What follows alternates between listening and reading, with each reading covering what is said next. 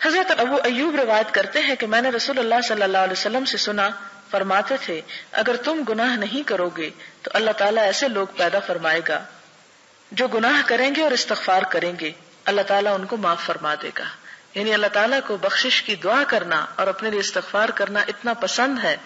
کہ ان لوگوں سے زیادہ پیارے ہیں اس کو وہ لوگ کہ جو گناہ کر کے پھر اس سے بخشش مانگے بنسبت اس کے کہ کوئی یہ دعویٰ کرے کہ وہ گناہ کرتا ہی نہیں.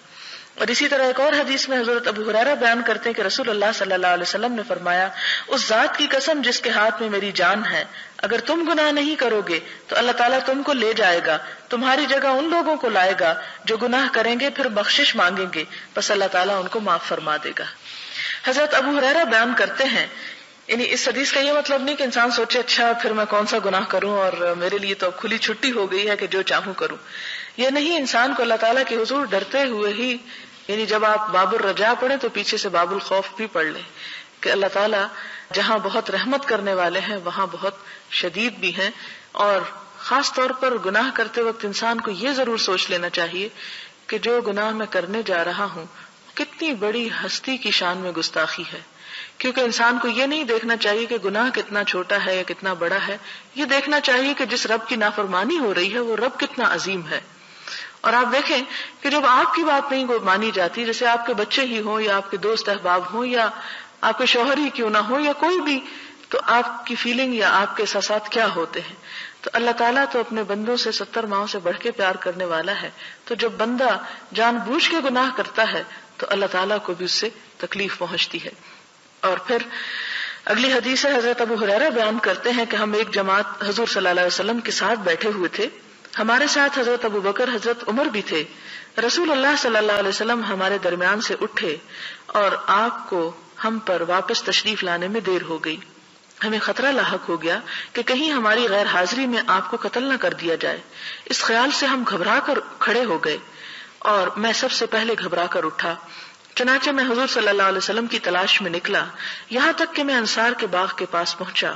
راوی بیان کرتے ہیں کہ حضرت ابو ہریرہ نے لمبی حدیث بیان فرماتے ہوئے کہا کہ رسول اللہ صلی اللہ علیہ وسلم نے فرمایا، اے ابو ہریرہ، جاؤ اور اس باغ کے پیچھے جس شخص کو ملو اس کو جنت کی بشارت دے دو، بشرطے کہ وہ اس بات کی گواہی دیتا ہو کہ اللہ کے سوا کوئی معبود نہیں، اس بات پر اس کا دل بھی یقین رکھتا ہو. یعنی پورے خلوص کے ساتھ وہ یہ بات کہنے والا ہو، نہ کہ صرف ظاہری طور پر. حضرت عبداللہ بن عمرو بن عاص بیان کرتے ہیں کہ نبی صلی اللہ علیہ وسلم نے حضرت ابراہیم علیہ السلام کے بارے میں اللہ عز و جل کا فرمان پڑھا کہ ابراہیم علیہ السلام نے کہا، اے میرے پروردگار، انہوں نے بہت لوگوں کو گمراہ کیا، بس جو شخص میری تابعداری کرے گا وہ مجھ سے ہے. پھر حضرت عیسیٰ علیہ السلام کا قول تلاوت کیا کہ آپ ان کو عذاب دیں تو یہ آپ کے بندے ہیں، اور اگر آپ ان کو معاف کر دیں گے تو آپ غالب حکمت والے ہیں. بس آپ نے اپنے ہاتھوں کو اٹھایا اور دعا کی، اے اللہ پاک میری امت کو معاف کر دیجئے، اور آپ رونے لگ گئے. اللہ عز و جل نے فرمایا، اے جبریل علیہ السلام، محمد صلی اللہ علیہ وسلم کے پاس جاؤ اور ان سے پوچھو کہ آپ کس لیے رو رہے ہیں، حالانکہ اللہ تعالیٰ خود خوب جانتا ہے. بس آپ کے پاس جبریل علیہ السلام آئے، رسول اللہ صلی اللہ علیہ وسلم نے اس کو بتا دیا جو آپ نے دعا کی تھی، اور اللہ خوب جانتا ہے کہ آپ نے کیا دعا کی تھی. تو اللہ تعالیٰ نے فرمایا، اے جبریل، تم محمد صلی اللہ علیہ وسلم کے پاس جاؤ اور ان سے کہو کہ ہم آپ کو آپ کی امت کے بارے میں خوش کر دیں گے اور آپ کو غم میں مبتلا نہیں کریں گے. اس سے آپ اندازہ لگائیں کہ حضور صلی اللہ علیہ وسلم کے ہم پر کتنے احسانات ہیں، اور کتنا وہ اپنی امت کے بارے میں فکر مند ہوتے تھے، اور کتنا اپنی امت کے مستقبل کے بارے میں خوف رکھتے تھے کہ اللہ تعالیٰ کا غضب جو اتنا شدید ہے، اگر امت اس میں گرفتار ہو گئی تو چھوٹ کس طرح ہوگی. اور آپ ہمارے لیے دعائیں کرتے تھے، لیکن میں اور آپ سوچیں کہ ہم آپ صلی اللہ علیہ وسلم کے لیے کتنا درود پڑھتے ہیں، ہم آپ کے لیے کتنا درود بھیجتے ہیں اور آپ پر کتنا سلام پڑھتے ہیں. یہ کوتاہی ہونی نہیں چاہیے، کیونکہ آپ کے لیے جب درود شریف پڑھا جاتا ہے تو ایک دفعہ پڑھنے سے 10 رحمتیں لازم آتی ہیں. پھر اسی طرح حضرت معاذ بن جبل روایت کرتے ہیں کہ میں ایک گدھے پر نبی صلی اللہ علیہ وسلم کے پیچھے بیٹھا ہوا تھا. آپ نے فرمایا، اے معاذ، کیا تجھے معلوم ہے کہ اللہ کا اس کے بندوں پہ کیا حق ہے اور بندوں کا حق اللہ پر کیا ہے؟ میں نے عرض کی کہ اللہ اور اس کے رسول خوب جانتے ہیں. آپ نے فرمایا، اللہ کا بندوں پہ یہ حق ہے کہ وہ اس کی عبادت کریں اور اس کے ساتھ کسی چیز کو شریک نہ ٹھہرائیں، اور بندوں کا حق اللہ پر یہ ہے کہ اللہ پاک اس انسان کو عذاب میں مبتلا نہیں کرے گا جو اس کے ساتھ کسی کو شریک نہ ٹھہرائے گا۔ میں نے عرض کیا یا رسول اللہ صلی اللہ علیہ وسلم، کیا میں لوگوں کو اس کی خوشخبری نہ دے دوں؟ آپ نے فرمایا خوشخبری نہ دو، اس لیے کہ لوگ اس پر بھروسہ کر بیٹھیں گے اور عمل چھوڑ دیں گے،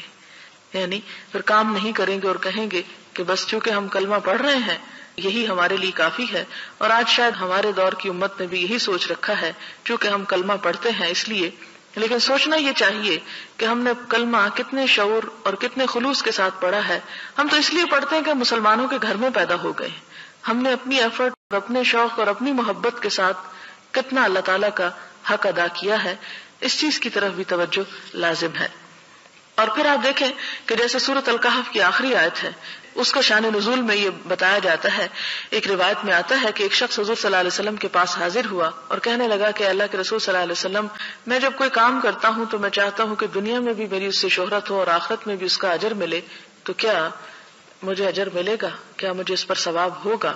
تو اس پر حضور صلی اللہ علیہ وسلم خاموش ہو گئے۔ پھر یہ آیت نازل ہوئی جو آپ نے پڑھ کر سنائی، من کان یرجو لقاء ربہ فلیعمل عملا صالحا ولا یشرک بعبادۃ ربہ احدا۔ جو شخص اپنے رب سے ملاقات کی امید رکھتا ہو اسے چاہیے کہ نیک عمل کرتا رہے، فلیعمل یعنی عمل کرتا رہے یا کرے، عملا صالحا نیک عمل، اور کیا نہ کرے، ولا یشرک بعبادۃ ربہ احدا، اور اپنے رب کی عبادت میں کسی کو شریک نہ ٹھہرائے۔ اور رب کی عبادت میں یعنی جو بھی عبادت یعنی جو بھی اطاعت اور جو بھی نیکی کا کام انسان اللہ کی خوشی کے لیے کرے، پھر اس میں کسی اور کی خوشی کی پرواہ نہ کرے یا اس کو شامل نہ کرے۔ اگلی حدیث حضرت براء بن عازب سے روایت ہے، نبی صلی اللہ علیہ وسلم نے فرمایا، مسلمان سے جب قبر میں سوال کیا جاتا ہے تو وہ گواہی دیتا ہے کہ اللہ کے سوا کوئی معبود نہیں اور محمد صلی اللہ علیہ وسلم اللہ پاک کے رسول ہیں۔ اللہ کا ارشاد خدا مومنوں کے دلوں کو ٹھیک اور پکی بات سے دنیا کی زندگی میں بھی مضبوط رکھتا ہے اور آخرت میں بھی رکھے گا۔ یہ ارشاد اللہ تعالیٰ کا ارشاد اس کے مطابق ہے۔ مراد یہ ہے کہ جو شخص دنیا میں ایمان پر قائم رہا، قبر کے اندر جب اس سے سوال کیے جائیں گے تو اس کی وجہ سے وہاں بھی وہ ثابت قدم رہے گا۔ حضرت انس رسول اللہ صلی اللہ علیہ وسلم سے روایت کرتے ہیں، آپ نے فرمایا کہ کافر جب کوئی نیک کام کرتا ہے تو اس کی وجہ سے اس کو دنیا ہی میں مزہ چکھا دیا جاتا ہے، دنیا میں ہی کوئی نہ کوئی اس کے لیے خیر خواہی بھلائی پیدا کر دی جاتی ہے، اور مومن کے لیے اللہ پاک اس کی نیکیوں کا آخرت میں ذخیرہ بناتے ہیں اور اس کی فرما برداری کی وجہ سے دنیا میں بھی رزق دیتے ہیں۔ ایک روایت میں ہے، بے شک اللہ کسی مومن کی نیکی کو رائے گاہ نہیں کرتا، دنیا میں بھی اس کو بدلہ ملتا ہے اور آخرت میں بھی اس کو بدلہ ملے گا، لیکن کافر ان نیکیوں کی وجہ سے جو اس نے اللہ کے لیے کی تھی دنیا میں رزق دیا جاتا ہے، اور جب وہ آخرت کی طرف جائے گا تو اس کے پاس کوئی نیکی ایسی نہیں ہوگی کہ جس کا اسے بدلہ دیا جائے، یعنی کافر کی ہر نیکی کا بدلہ دنیا ہی میں دے دیا جاتا ہے۔ حضرت جابر بیان کرتے ہیں کہ رسول اللہ صلی اللہ علیہ وسلم نے فرمایا کہ جو شخص 5 نمازیں ادا کرے اس کی مثال اس بڑی نہر کی طرح ہے جو تم میں سے کسی ایک کے دروازے پر جاری ہو اور وہ روزانہ 5 دفعہ اس میں نہاتا ہو، یعنی نماز بھی گناہوں سے انسان کو پاک صاف کر دیتی ہے۔ اب آپ دیکھیں کہ حضور صلی اللہ علیہ وسلم نے اتنی بشارتیں دیں کہ اللہ تعالیٰ کلمہ پڑھنے والے مسلمان کو معاف کر دے گا، لیکن آپ ایک مثال ایسی نہیں ڈھونڈ سکتے صحابہ کرام کی زندگی میں کہ جس سے انہوں نے ان احادیث کا مطلب یہ سمجھا ہو کہ چاہے نماز پڑھے یا نہ پڑھے اللہ تعالیٰ معاف کر دے گا، کیونکہ ہمیں کوئی صحابی ایسے نہیں ملتے کہ جنہوں نے جان بوجھ کر کوئی ایک نماز بھی چھوڑ دی ہو۔ لیکن ہمارے فہم میں یا ہماری سمجھ میں غلطی ہو گئی، ہم نے ان احادیث کا اور ان باتوں کا مطلب یہ سمجھ لیا کہ صرف زبان سے لا الہ الا اللہ کہہ دو اور کچھ کام کرنے کی ضرورت نہیں، چاہے نماز پڑھو یا نہ پڑھو، روزہ رکھو یا نہ رکھو، فرائض ادا کرو یا نہ کرو، بخشش لازم ہے۔ یہ ان احادیث کا مطلب نہیں۔ اگر یہ ان کا مطلب ہوتا تو کیا صحابہ کرام کو سمجھ نہیں آئی تھی اور وہ عمل نہ کرتے؟ وہ بھی صرف اس پہ توکل کر کے بیٹھ جاتے، چونکہ کلمہ اب پڑھ لیا اب اور تو کچھ کرنے کی ضرورت نہیں۔ یہی وجہ تھی کہ صحابہ کرام میں سے ایک سے بڑھ کر نیکیوں میں آگے بڑھنے کی کوشش میں تھا، کیونکہ انہیں اس بات کی اچھی طرح سمجھ آ چکی تھی کہ لا الہ الا اللہ کہنے کا مطلب یہ ہے کہ پھر اللہ کی اطاعت بھی کی جائے۔ پھر اسی طرح آپ صلی اللہ علیہ وسلم بیان کرتے ہیں کہ جو مسلمان مر جاتا ہے اور اس کے جنازے میں 40 آدمی شریک ہوتے ہیں جو اللہ کے ساتھ کسی کو شریک نہ بناتے ہوں، تو اللہ تعالیٰ اس میت کے بارے میں ان کی سفارش کو قبول فرمائے گا۔ اب یہ ہے کہ 40 بندے تو شریک ہو جائیں، لیکن یہ کیا معلوم کہ کس کا ایمان اور کس کا عقیدہ کس طرح کا ہے۔ آپ کو معلوم ہے کہ حضرت عثمان کو دفن کس طرح کیا گیا تھا؟ تاریخ میں پڑھا آپ نے کہ رات کے اندھیرے میں چھپ کر آپ کی بیوی نے آپ کو غسل دیا تھا اور چھپ کر آپ کو دفن کیا گیا تھا، آپ کا جنازہ برسر عام نہیں ہوا تھا۔ خیر ان لوگوں کو تو دنیا میں ہی جنت کی بشارت مل گئی تھی، میں تو صرف مثال یہ اس موقع پہ اس لیے دے رہی ہوں کہ ضروری نہیں کہ ہم اس انتظار میں بیٹھ جائیں کہ ہمارے 40 لوگ ہمارا جنازہ پڑھیں گے تو ہم بخشے جائیں گے۔ پہلے تو ہمیں کوئی گارنٹی نہیں کہ معلوم نہیں موت کہاں آتی ہے۔ اب دیکھیں کئی ایسے لوگ بےچارے فوت ہو جاتے ہیں، سمندر کی لہروں میں بہہ جاتے ہیں، کہیں اور کریش ہو جاتے ہیں کہ پھر ان کا جنازہ بھی نہیں پڑھا جاتا، یا کسی کو ایسے لاسٹ ایسی جگہ پہ گم ہو جاتے ہیں، ایسی جگہ پہ موت واقع ہو جاتی ہے کہ ڈھونڈنے سے میت بھی نہیں ملتی، تو جنازہ کہاں کا۔ تو اس لیے ان چیزوں پہ بھروسہ کر کے انسان کو عمل نہیں چھوڑ دینا چاہیے۔ لیکن یہاں یہ صرف امید دلانے والی بات ہے کہ اللہ تعالیٰ سے امید رکھنی چاہیے، اور دوسری بات یہ کہ انسان کو کوشش کرنا چاہیے کہ اس کے آس پاس اس کے ماحول میں ایسے لوگوں کی کثرت ہو، اس کا اٹھنا بیٹھنا، اس کی دوستی، اس کی تعلق ایسے لوگوں کے ساتھ ہو کہ جو اللہ تعالیٰ کے ساتھ شرک نہ کرنے والے ہوں اور نیکی پر قائم رہنے والے ہوں، کیونکہ عموماً جنازہ تو پھر وہی پڑھتے ہیں جو کسی کے ساتھ کوئی تعلق رکھتے ہیں۔ ہمارے ہاں تو یہ ہے کہ اگر سڑک پہ جاتے ہوئے دیکھ بھی رہے ہوں کہ کوئی جنازہ پڑھا جاتا ہے تو اس لیے لوگ آگے نہیں بڑھتے کہ وہ ہمارا کیا لگتا ہے، تو صرف وہ تعلق اور رشتہ داری یا کسی دوستی یا کسی محبت کی بنیاد پر۔ تو اس لیے انسان کی تعلق اگر دوستی ایسے لوگوں کے ساتھ ہے جو دنیا سے جانے کے بعد بھی انہیں دعائیں میں شریک رکھیں اور ان کے جنازے میں ان کی خلوص کے ساتھ مانگیں۔ ایک موقع پر حضور صلی اللہ علیہ وسلم نے کسی صحابی کا جنازہ پڑھا اور اتنی اچھی دعا کی کہ ایک اور صحابی ہے، مجھے نام یاد نہیں ہے اس وقت، انہوں نے یہ خواہش کی کہ میرا آج یہ دل چاہتا تھا کہ کاش یہ میت میں ہوتا اور مجھ پر اللہ کے رسول صلی اللہ علیہ وسلم اس طرح کی دعائیں پڑھتے۔ تو یہ قسمت کی بات ہوتی ہے کہ کسی کو کیا نصیب ہو جائے، اور وہ بھی اللہ تعالیٰ اپنی رحمت پھر اسی لیے کرتا ہے کہ وہ بندے اللہ تعالیٰ کی رحمت کو دعوت دیتے ہیں اور اس کے لیے فریادیں کرتے ہیں۔ پھر حضرت عبداللہ بن مسعود بیان کرتے ہیں کہ ہم نبی صلی اللہ علیہ وسلم کے ساتھ 40 انسان ایک خیمے میں تھے، آپ نے فرمایا کیا تم اس بات پر راضی ہو کہ تم تمام جنت والوں میں 1/4 ہو، یعنی جنت میں جتنے لوگ جائیں 1/4 تم لوگ ہو۔ ہم نے عرض کیا جی ہاں ہم راضی ہیں۔ آپ نے فرمایا کیا تم اس بات پہ راضی ہو کہ تم تمام اہل جنت میں 1/3 ہو، یعنی تیسرا حصہ ہو، چوتھا نہیں۔ ہم نے عرض کیا جی ہاں ہم راضی ہیں۔ آپ نے فرمایا اس ذات کی قسم جس کے ہاتھ میں محمد صلی اللہ علیہ وسلم کی جان ہے، میں امید کرتا ہوں کہ تم تمام اہل جنت سے نصف ہوگے، یعنی امت محمد صلی اللہ علیہ وسلم جنت والوں کا آدھا حصہ ہوگی، امید کرتا ہوں۔ اور یہ اس طرح ہے کہ جنت میں مسلمان کے سوا کوئی داخل نہ ہو سکے گا، اور تمہاری مثال مشرکین کے مقابلے میں اس سفید بال کی طرح ہے جو سیاہ رنگ والے بیل کے چمڑے میں ہوتا ہے۔ اندازہ کریں کہ دنیا میں مشرکین کی اتنی کثرت ہوگی کہ اس میں خالص عقیدے والے اس طرح ہوں گے کہ جیسے سیاہ بیل کے اندر جسم پر ایک سفید بال۔ اب نسبت دیکھیں کیا ہے، یعنی صرف زبان سے یہ کہہ دینا کہ لا الہ الا اللہ یہ کافی نہیں ہے، انسان کو ہر دم کوشش کرنی چاہیے کہ کہیں اس کی زبان سے کہیں اس کے عمل میں کوئی ایسا شرک کا عمل جو ہے وہ داخل نہ ہو جائے۔ آپ دیکھیں کہ ایک شخص حضور صلی اللہ علیہ وسلم کے پاس آتا ہے اور کہتا ہے کہ جو اللہ چاہے اور جو آپ چاہیں۔ آپ صلی اللہ علیہ وسلم کا چہرہ بدل جاتا ہے اور آپ فرماتے ہیں اجعلتنی للہ ندا، کیا تم نے مجھے اللہ کا شریک بنا دیا؟ نہیں، یوں کہو کہ جو اللہ چاہے اور بس، مجھے ساتھ شریک نہ کرو۔ اور پھر اسی طرح ایک اور جگہ پر آتا ہے اس طرح کہنا بھی شرک میں شامل ہو جاتا ہے کہ اگر کتا نہ ہوتا تو میرے گھر میں چور داخل ہو جاتے، یعنی اس قسم کے کلام میں اس طرح کی شرکیہ باتیں جو ہیں ان سے بھی منع کیا گیا۔ اور اسی طرح نماز روزہ جو بھی نیکی انسان کرے صرف خدا کی رضا کے لیے کرے، اس لیے نہ کرے کہ لوگوں کے درمیان اس کو نیکی کی شہرت حاصل ہو۔ تو یہاں پر آپ دیکھیں کہ آپ نے فرمایا، یہ دوبارہ آپ دیکھیں تاکہ اچھی طرح سمجھ میں آئے کہ تمہاری مثال مشرکین کے مقابلے میں، یعنی جنت میں جانے والے اہل ایمان کی مثال مشرکین کے مقابلے میں اس سفید بال کی طرح ہے جو سیاہ رنگ والے بیل کے چمڑے میں ہوتا ہے۔ چمڑا یعنی اسکن کے اوپر جتنے بال اگے ہوتے ہیں ان میں سے ایک سفید بال کی طرح، یا اس سیاہ بال کی طرح جو سرخ رنگ کے بیل کے چمڑے میں ہوتا ہے۔ یعنی باقی سارے کا سارا بال سرخ ہے، ایک بال سیاہ ہے، یا باقی سارے کا سارا سیاہ ہے اور ایک بال سفید ہے۔ حضرت ابو موسیٰ اشعری بیان کرتے ہیں کہ رسول اللہ صلی اللہ علیہ وسلم نے فرمایا، جب قیامت کا دن ہوگا تو اللہ تعالیٰ ہر مسلمان کو ایک یہودی یا عیسائی دے کر فرمائے گا کہ دوزخ سے تیرا نجات حاصل کرنا اس کے بدلے میں ہے۔ ایک روایت میں نبی صلی اللہ علیہ وسلم نے فرمایا کہ مسلمان قیامت کے دن پہاڑوں جیسے گناہوں کو لے کر آئیں گے، لیکن اللہ تعالیٰ ان کو معاف کر دے گا، یعنی ان کے ایمان کی وجہ سے اور ان کی توحید کی وجہ سے۔ اور پھر یہ دفع الی کل مسلم، اس کا مطلب حضرت ابو ہریرہ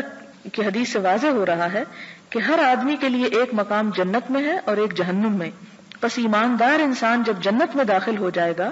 تو کافر اس کی جگہ دوزخ میں جائے گا۔ وہ حدیث آپ کو یاد ہوگی کہ حضور صلی اللہ علیہ وسلم نے فرمایا کہ جب بندہ قبر میں ہوتا ہے تو اس کا ٹھکانہ جو ہے وہ جنت یا دوزخ جو بھی ہوتا ہے اسے دکھایا جاتا ہے، اور اس کے ساتھ اس کو اگر جنتی ہے تو دکھایا جاتا ہے، اگر تم جہنمی ہوتے تو وہ تمہارا ٹھکانہ ہوتا، اور اسی طرح جو جہنم کا شخص ہوتا ہے اس کو دکھایا جاتا ہے اگر تم جنتی ہوتے تو تمہارا جنت میں وہ جگہ تھی۔ اب قیامت کے دن ان جگہوں کا تبادلہ ہو جائے گا، مسلمان کے مومن کے جہنم والی جگہ پر کافر چلا جائے گا، اور کافر کے لیے جو جنت کا ٹکڑا رکھا ہوا تھا اور وہ اس کا اہل نہیں بنا، اس کی جگہ مسلمان چلا جائے گا، وہ تبادلہ ہو جائے گا اس طرح۔ اب آپ دیکھیں کہ جنت اور جہنم جیسے کہ آپ صلی اللہ علیہ وسلم نے فرمایا کہ چٹیل میدان ہے، اس کے سوا کچھ نہیں، تمہاری نیکیاں یا برائیاں اس میں وہ جو کچھ اگا دیتی ہیں جو تم چاہتے ہو، یعنی جیسے تم عمل کرو گے ویسے ہی وہ۔ اب دیکھیں کہ جیسے مثال کے طور پر اگر کسی شخص کے پاس کسی ایسی جگہ پر زمین کا ٹکڑا ہو جو بہت ہی زرخیز ہو لیکن وہ اس میں کچھ نہیں اگاتا، تو آپ دیکھیں گے کہ اگا ہوا تو اس میں پھر بھی بہت کچھ ہوتا ہے قدرتی بارشوں کی وجہ سے، لیکن جھاڑ جھنکاڑ کانٹے خضرو پودے بیکار قسم کے اگاتے ہیں۔ اور اسی کے مقابلے میں ایک دوسرا شخص اسی لینڈ کے اوپر جب محنت کرتا ہے کوشش کرتا ہے تو بہترین پھلدار درخت حاصل کرتا ہے جس سے اسے بہت فائدہ حاصل ہوتا ہے۔ تو بالکل اسی طرح اگر انسان کے لیے وہ جگہ ریزرو ہو بھی چکی ہے لیکن جب تک خود تعمیر نہیں کریں گے، خود اس پر پودے نہیں لگائیں گے، خود محنت نہیں کریں گے تو خود اس سے جو اگے گا وہ تو پھر کڑوے کانٹے ہی ہوں گے۔ اسی طرح اگلی حدیث ہے حضرت ابن عمر سے، حضور صلی اللہ علیہ وسلم نے فرمایا کہ مومن قیامت کے دن اپنے پروردگار سے قریب ہوگا یہاں تک کہ اللہ تعالیٰ اپنی رحمت کے پہلو کو اس پر رکھیں گے اور اس سے اس کے گناہوں کا اقرار کرائیں گے۔ بس اللہ تعالیٰ فرمائے گا کیا تم اپنے فلاں گناہ کو پہچانتے ہو؟ وہ کہے گا اے پروردگار میں پہچانتا ہوں۔ اللہ فرمائے گا تیرے ان گناہوں پر دنیا میں پردہ ڈالا میں نے اور آج بھی میں تیرے ان گناہوں کو معاف کرتا ہوں۔ بس اس کو اس کی نیکیوں کا اعمال نامہ دے دیا جائے گا۔ کتنا رحیم ہے رب کہ دنیا میں بھی انسان کیا کچھ خطائیں نہیں کرتا لیکن اللہ تعالیٰ انہیں لوگوں کی نگاہوں سے چھپائے رکھتا ہے۔ فرمایا کہ دیکھو دنیا میں بھی چھپایا تھا، آج بھی چھپاتا ہوں اور تجھے معاف کر دیتا ہوں۔ حضرت عبداللہ بن مسعود بیان کرتے ہیں کہ ایک آدمی نے ایک عورت کا بوسہ لے لیا، پھر وہ نبی صلی اللہ علیہ وسلم کے پاس گیا اور آپ کو بتایا اللہ تعالیٰ نے یہ آیتیں نازل فرما دی اور دن کے دونوں سروں یعنی صبح اور شام کے اوقات میں اور رات کی چند پہلی ساعات میں نماز پڑھا کرو، کچھ شک نہیں کہ نیکیاں گناہوں کو دور کر دیتی ہیں۔ یہ سن کر اس آدمی نے کہا یا رسول اللہ کیا صرف میرے لیے حکم ہے؟ آپ نے فرمایا میری تمام امت کے لیے، کہ اگر اتنا بڑا گناہ بھی ہو جائے کسی سے تو اللہ تعالیٰ اس کو معاف کر دیتے ہیں بشرطے کہ وہ اس گناہ پر اصرار نہ کرے اور اس لیے وہ گناہ نہ کرتا چلا جائے کہ معافی تو ہو ہی جائے گی، کوئی فرق نہیں۔ جان بوجھ کے گناہ کرنا اور ہے، مومن سے خطا ہو جاتی ہے، وہ کرتا نہیں، وہ ڈھیٹ بن کر اللہ تعالیٰ کو ناراض نہیں کرتا۔ حضرت انس بیان کرتے ہیں کہ ایک آدمی نبی صلی اللہ علیہ وسلم کی خدمت میں حاضر ہو کر کہنے لگا یا رسول اللہ میں حد کے کام کو پہنچا ہوں، یعنی مجھ سے جرم ہوا ہے کہ مجھ پہ حد جاری ہو، اس پر لہٰذا مجھ پہ حد قائم کریں۔ اسی اسنا میں نماز کا وقت ہو چکا تھا، اس آدمی نے رسول اللہ صلی اللہ علیہ وسلم کے ساتھ نماز ادا کی۔ جب نماز ختم ہو چکی تو اسی آدمی نے عرض کیا یا رسول اللہ میں حد کے کام کو پہنچا ہوں، مجھ پر اللہ کی کتاب کا حکم نافذ فرمائیں۔ آپ نے فرمایا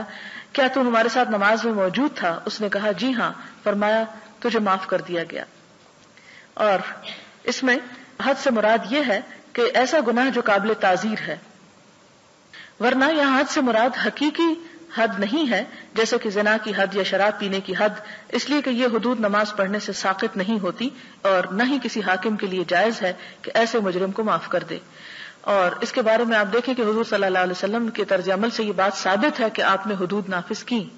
یہاں مراد یہ کہ ایسا کوئی گناہ کہ جس پر سزا مل سکتی تھی اور آپ کو معلوم ہوگا کہ حد اور تعزیر میں فرق کیا ہے. مثلا آپ دیکھیں کہ شراب پینے پر تو 80 کوڑوں کی حد مقرر ہے، لیکن اگر کوئی شخص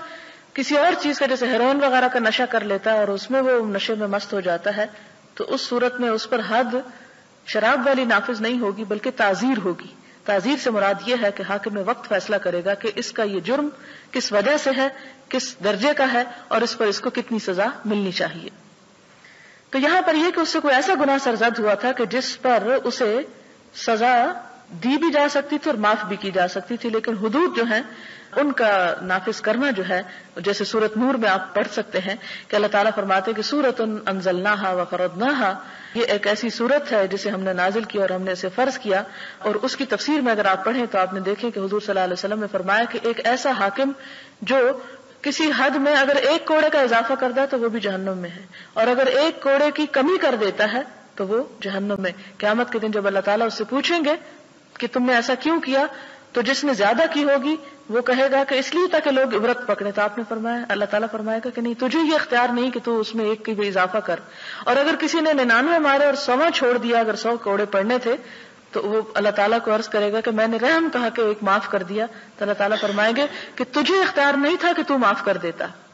لہٰذا اللہ تعالیٰ کی حدود کو جہاں تک نافذ کرنے کا تعلق ہے وہ تو نافذ ہوں گی ہی، لیکن یہاں حد کا لفظ اپنے ٹیکنیکل ٹرم میں نہیں آیا بلکہ عام معنی میں آیا کہ اللہ کے رسول صلی اللہ علیہ وسلم مجھ سے کوئی گناہ ہو گیا، آپ مجھے سزا دیں تاکہ میرا گناہ دھل جائے. تو اس سے آپ اندازہ لگائیں کہ صحابہ کرام جان بوجھ کے گناہ نہیں کرتے تھے، اگر ہو بھی جاتا تو پھر فوراً آ جاتے اللہ کے رسول صلی اللہ علیہ وسلم کے پاس کہ دنیا میں ہی ابھی سزا مل جائے. اس سے یہ پتہ چلتا ہے کہ اس کا یہ مطلب نہیں کہ انسان اس امید پر ٹھنڈے دل سے گناہ کرے کہ کیونکہ معاف ہونا ہے اس لیے میں گناہ کر لوں پھر معافی مانگ لیں گے. جیسے کہ وہ حضرت یوسف علیہ السلام کے بھائیوں نے کہا تھا کہ تم کیا کرو، یوسف کو قتل کر دو، وَتَكُونُوا مِن بَعْدِهِ قَوْمًا صَالِحِينَ، اور اس کے بعد تم نیک بن جانا. تو یہ کس کو دھوکہ دیتا ہے انسان؟ اللہ تعالیٰ کو نہیں. انسان اگر کبھی انسان ہونے کے ناطے جب خطا کر لیتا ہے تو ان گناہوں کی بخشش کا یہاں پر ذکر کیا جا رہا ہے. پھر حضرت انس بن مالک بیان کرتے ہیں کہ رسول اللہ صلی اللہ علیہ وسلم نے فرمایا، بے شک اللہ تعالیٰ اس بندے سے راضی ہوتا ہے جو کھانا تناول کرتا ہے تو الحمدللہ کہتا ہے، یا پانی پیتا ہے تو الحمدللہ کہتا ہے، یعنی نعمت کا پھر وہ ایک طرح سے شکر ادا ہو جاتا ہے. حضرت ابو موسیٰ روایت کرتے ہیں کہ نبی صلی اللہ علیہ وسلم نے فرمایا، بے شک اللہ رات کے وقت اپنے ہاتھ کو پھیلاتا ہے تاکہ دن بھر گناہ کرنے والے توبہ کریں، اور دن کو اپنا ہاتھ پھیلاتا ہے تاکہ رات بھر گناہ کرنے والے توبہ کر لیں. یہ سلسلہ قائم رہے گا جب تک کہ سورج مغرب کی طرف سے طلوع نہ ہو جائے. حضرت ابو نجیح عمر بن ابسہ السلمی روایت کرتے ہیں کہ دور جاہلیت میں سمجھتا تھا کہ لوگ گمراہی پر ہیں، چونکہ وہ بتوں کی پوجا کرتے تھے، اس لیے میرے نزدیک وہ صحیح دین پر نہ تھے. چنانچہ میں نے سنا کہ مکہ میں ایک آدمی ہے جو لوگوں کو نئی نئی خبریں دیتا ہے،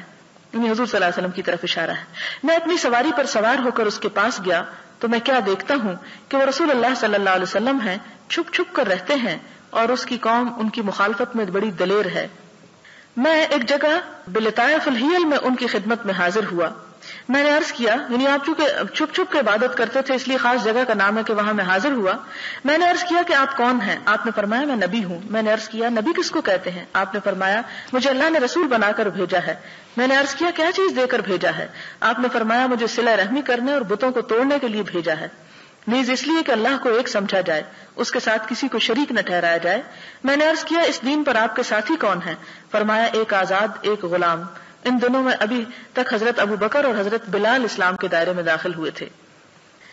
میں نے عرض کیا میں آپ کا تابع دار ہوں. آپ نے فرمایا ان حالات میں آپ کے لیے میری تابع داری کرنا مشکل ہے. لوگوں کا جو میرے ساتھ طرز عمل ہے وہ آپ کے سامنے ہے. ابھی آپ اپنے گھر واپس چلے جائیں، جب آپ سنیں کہ مجھے غلبہ حاصل ہو چکا ہے تو میرے پاس آ جانا. وہ بیان کرتا ہے کہ میں اپنے گھر چلا گیا. جب رسول اللہ صلی اللہ علیہ وسلم ہجرت فرما کر مدینہ تشریف لے گئے تو ابھی تک میں گھر میں ہی تھا اور آپ کے بارے میں خبریں معلوم کرتا رہتا تھا اور لوگوں سے پوچھتا رہتا تھا، یہاں تک کہ میرے گھر والوں میں سے ایک جماعت مدینہ گئی. واپسی پر میں نے ان سے پوچھا کہ اس آدمی کا کیا حال ہے جو مدینہ میں آیا ہوا ہے. انہوں نے جواب دیا لوگ تیزی کے ساتھ اس کی طرف جا رہے ہیں. اس کی قوم نے اس کو قتل کرنے کا منصوبہ بنایا تھا لیکن وہ اسے قتل نہ کر سکے. یہ سن کر میں مدینہ آیا، آپ کی خدمت میں حاضر ہوا. عرض کیا یا رسول اللہ صلی اللہ علیہ وسلم آپ مجھے پہچانتے ہیں؟ فرمایا ہاں تو وہی انسان ہے جو مجھے مکہ میں ملا تھا. بس میں نے عرض کیا یا رسول اللہ صلی اللہ علیہ وسلم مجھ کو وہ باتیں بتلائیں جو اللہ نے آپ کو سکھائی ہیں اور میں ان باتوں کو نہیں جانتا، مجھ کو نماز کے بارے میں بتائیں۔ فرمایا صبح کی نماز ادا کرنے کے بعد جب تک سورج ایک نیزے کے برابر نہ ہو جائے نماز ادا کرنے سے بند رہو، اس لیے کہ سورج شیطان کے 2 سینگوں کے درمیان طلوع ہوتا ہے، اس وقت کافر اس کو سجدہ کرتے ہیں۔ اس کے بعد نماز پڑھو، اس لیے کہ نماز میں فرشتے حاضر ہوتے ہیں اور نماز پڑھنے والوں کے گواہ بنتے ہیں، یہاں تک کہ نیزے کا سایہ تقریباً رہے، یعنی نصف النہار کے وقت۔ تو اس وقت بھی نماز پڑھنے سے رکے رہو، کیونکہ اس وقت جہنم زیادہ بھڑک رہی ہوتی ہے۔ جب سایہ ڈھل جائے تو نماز پڑھو، اس لیے کہ نماز میں فرشتے حاضر ہوتے ہیں اور نماز پڑھنے والوں کے گواہ بنتے ہیں، یہاں تک کہ تو عصر کی نماز ادا کرے، پھر سورج کے غروب ہونے تک نماز پڑھنے سے رک جا، یہاں تک کہ سورج ڈوب جائے، اس لیے کہ سورج شیطان کے 2 سینگوں کے درمیان ڈوبتا ہے اور اس وقت کافر اس کو سجدہ کرتے ہیں۔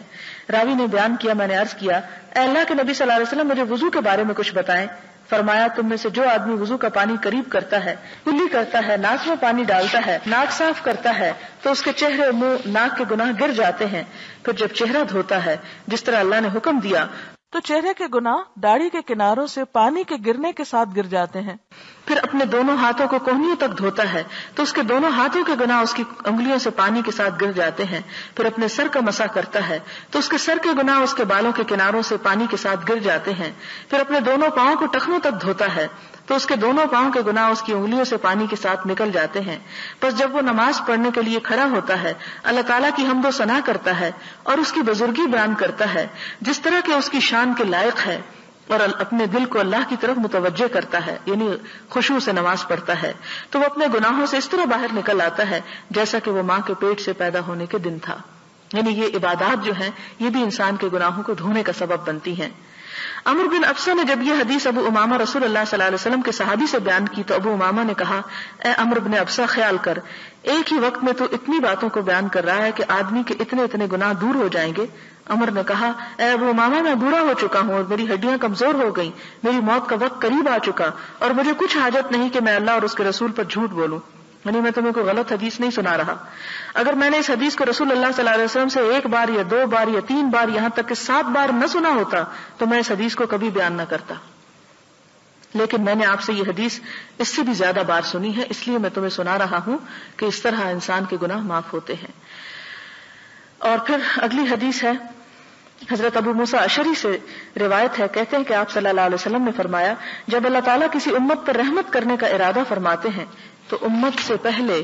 ان کے نبی کی روح کو قبض فرما لیتے ہیں، بس نبی کو ان کے لیے بحیثیت منتظم ان سے پہلے بھیج دیتے ہیں، اور جب کسی امت کی بربادی کا ارادہ کرتے ہیں تو نبی کی زندگی ہی میں ان کو عذاب میں مبتلا کرتے ہیں، اور نبی زندہ ہوتا ہے، ان کی تباہی اور بربادی کو دیکھ رہا ہوتا ہے، اور ان کی تباہی سے اس کی آنکھوں کو ٹھنڈک نصیب ہوتی ہے، اس لیے کہ یہ لوگ نبی کو جھٹلاتے رہے اور اس کے حکم کی نافرمانی کرتے رہے۔ اگلا باب جو ہے یہ امید کے بارے میں ہے، اور پھر اس سے اگلا جو ہے خوف اور امید دونوں کو ایک ساتھ رکھنے کا بیان ہے،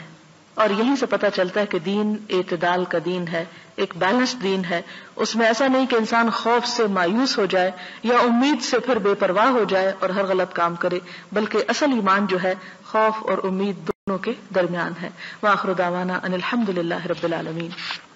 سبحان اللہ وبحمدہ عدد خلقہ ورضا نفسہ وزنۃ عرشہ ومداد کلماتہ سبحان اللہ العظیم سبحان اللہ والحمد للہ ولا الہ الا اللہ واللہ اکبر ولا حول ولا قوة الا باللہ العلی العظیم۔ اللہم صل علی محمد وعلی آل محمد کما صلیت علی ابراہیم وعلى آل إبراهيم إنك حميد مجيد۔ اللهم بارك على محمد وعلى آل محمد كما باركت على إبراهيم وعلى آل إبراهيم إنك حميد مجيد۔ ربنا ظلمنا أنفسنا وإن لم تغفر لنا وترحمنا لنكونن من الخاسرين۔ ربنا آتنا في الدنيا حسنة وفي الآخرة حسنة وقنا عذاب النار۔ ربنا لا تزغ قلوبنا بعد إذ هديتنا وهب لنا من لدنك رحمة إنك أنت الوهاب۔ ربنا أفرغ علينا صبرا وثبت أقدامنا فانصرنا على القوم الكافرين ربنا افرغ علينا صبرا وتوفنا مسلمين ربنا هب لنا من ازواجنا وذرياتنا قرة اعين واجعلنا للمتقين اماما يا حي يا قيوم برحمتك نستغيث اللهم انفعنا بما علمتنا وعلمنا ما ينفعنا وزدنا علما اللهم انا نعوذ بك من الهم والحزن والعجز والكسل والجبن والبخل وغلبة الدين وقهر الرجال اللهم احسن عاقبتنا في الامور كلها واجرنا من خزي الدنيا وعذاب الاخرة اللهم انا نعوذ بك من جهد البلاء ودرك الشقاء وسوء القضاء وشماتة الاعداء اللهم لا مانع لما اعطيت ولا معطي لما منعت ولا ينفع ذا الجد منك الجد اللهم انا نعوذ بك من زوال نعمتك وتحول عافيتك وفجاءة نقمتك ومن جميع سخطك لا إله إلا الله أنت الحليم الكريم سبحان الله رب العرش العظيم والحمد لله رب العالمين رب نسألك موجبات رحمتك وعزائم مغفرتك والغنيمة من كل بر والسلامة من كل اسم لا تدع لنا ذنبا إلا غفرته ولا هما إلا فرجته ولا حاجة هي لك رضا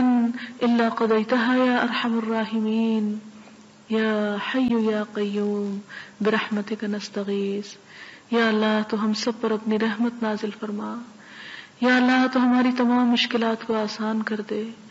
یا رب العالمین تو ہمارا دنیا اور آخرت میں اپنی رحمت سے ڈھانپ لے، یا رب العالمین تو ہمارے تمام معاملات میں ہم کو کافی ہو جا، یا رب العالمین تو دنیا اور آخرت میں اپنی رحمت سے نواز، ہمیں بخش دے، ہمارے گناہوں کو بخش دے، ہماری کوتاہیوں کو بخش دے، یا اللہ تو ہماری کمزوریوں سے درگزر فرما، یا رب العالمین ہم سب تجھ سے تیری رحمت کی فریاد کرتے ہیں، یا اللہ تو اس دنیا میں بھی بھلائی عطا فرما اور آخرت میں بھی، یا رب العالمین تیری رحمت تیرے غضب پر وسیع ہے، یا اللہ تو ہمیں اپنی رحمت کا مستحق بنا، یا رب العالمین ہمیں وہ کام کرنے کی توفیق دے جس سے تو ہم سے راضی ہو جائے، ہر اس کام سے ہمیں بچا جس سے تیرا غضب بھڑکتا ہو، یا رب العالمین تو ہماری اولاد کو ہماری آنکھوں کی ٹھنڈک بنا، انہیں دین و دنیا میں بہترین کامیابی عطا فرما، یا رب العالمین انہیں ہدایت عطا فرما، یا اللہ تو ہمیں دین پر استقامت عطا فرما، یا رب العالمین تو ہماری تمام دکھوں، پریشانیوں، غموں، بیماریوں، جسمانی اور روحانی بیماریوں سے ہم کو نجات عطا فرما، یا رب العالمین تو ہم سے ایسا کام لے لے کہ جس کے کرنے سے تو ہم سے راضی ہو جائے، اللہ تو ہم سے ہر وہ کام چھڑا دے کہ جس کا کرنا تیرے لیے ناراضگی کا سبب بنتا ہو، یا رب العالمین تو ہم سے راضی ہو جا، اللہ تو ہم سے راضی ہو جا، یا اللہ تو ہم سے راضی ہو جا۔